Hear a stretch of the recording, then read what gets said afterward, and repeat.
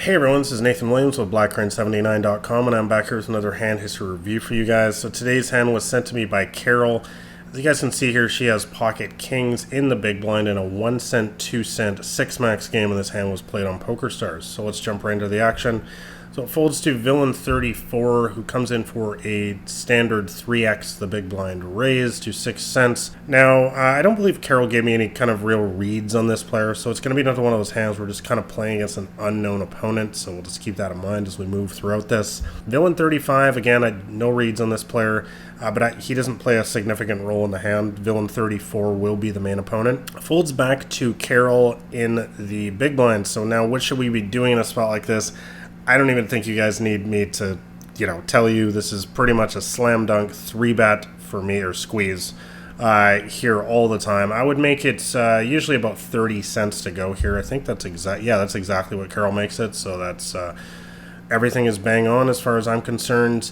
And now this is kind of the interesting point in the hand, is that Villain 34 makes a 4-bet, and it's a very large 4-bet at that. If you guys have read any of my stuff on 4-betting before, I talk about it a lot in my latest book, the Microstakes Playbook. For me, a typical 4-bet size, like the ideal 4-bet size, is roughly about 2.2x, and basically what that means is 30 cents times 2.2x, which would be, 64 cents, I think?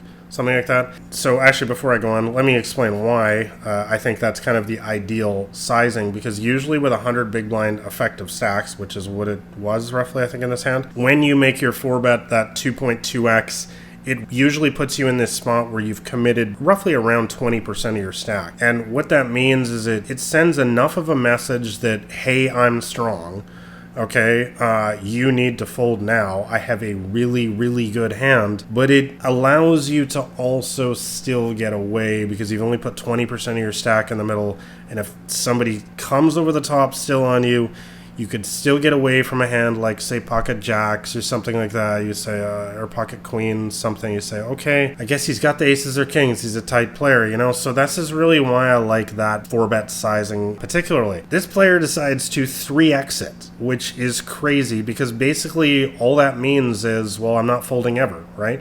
When you put in, he's got 40% of his stack in the middle now, there's just no way you can fold to anything. So it's one of these spots where it's just kind of silly to me. I think that overall, even if you don't have any bluffs in your 4-bet range at all, you definitely should not be 4-betting this amount, because it really just makes your opponent's decision so much easier because they can't bluff you now. They know that you're calling no matter what. So anyways, and also when I see somebody do this against me, I don't give them as much credit for being like a really strong player, because I think that, a really strong, thinking regular is going to be using that roughly 2.2x 4-bet sizing that I discussed already throughout this video. So it's definitely a bizarre raise. Villain 35 does get out of the way, so it's back on Carol now. So now the thing is, of course, here is we have pocket kings, so there's only one hand that can possibly beat us. I've talked about this before in previous videos. The exact math is something like, in a 6-max game, I think it's like 2.8% or something is the likelihood that they will have pocket aces. When you have pocket kings, obviously it's extremely unlikely.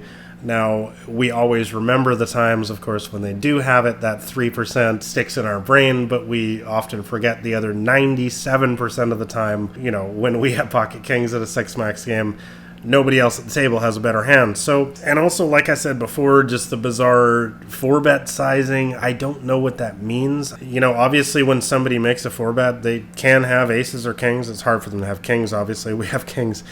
This player can have aces, but that bet sizing also really strikes me as a please don't call me kind of bet sizing. Hey guys, I have ace-king, please don't call me, just fold now.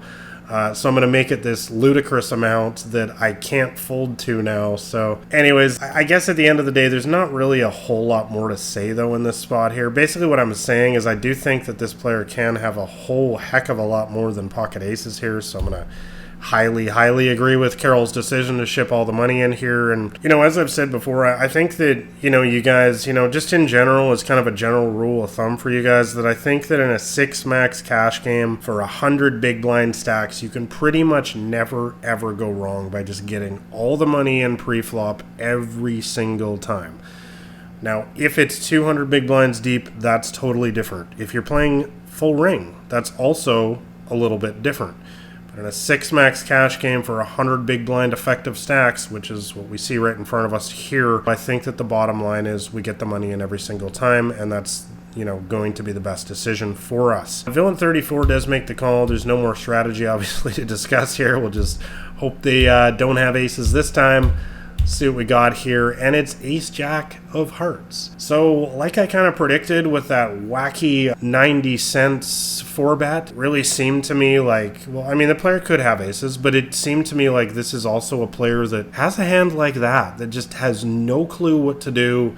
It's just like, oh my god, I'm going to make it 90 cents. Just like, it's like the little dog with the huge bark, please go away. I'm going to bark louder. Just go away. Anyways, bottom line, guys, don't fold kings on a 6 max game for 100 big blinds. Pretty much kind of all I got to say here, because this is the kind of stuff you're going to see. And remember, they're only going to have the aces like 3% of the time. Always remember that. Guys, don't fold pocket kings, okay, in 6 max. 100 big blinds, just don't do it. Anyways, as always, though, I want to know your guys' thoughts on this hand in the comments below. I don't think there's anybody who's going to be making the fold here, but, if you're making the fold here, let me know in the comments. I want to know.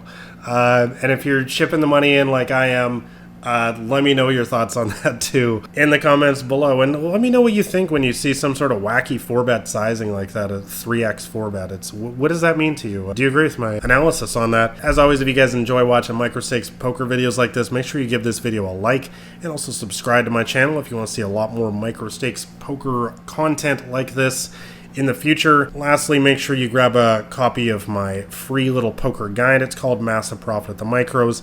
That's the top link in the description below. You can read it in an afternoon. It's about 57 pages.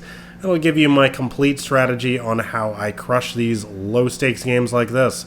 So thanks a lot for watching, guys. It's been Nathan Williams with BlackCrane79.com.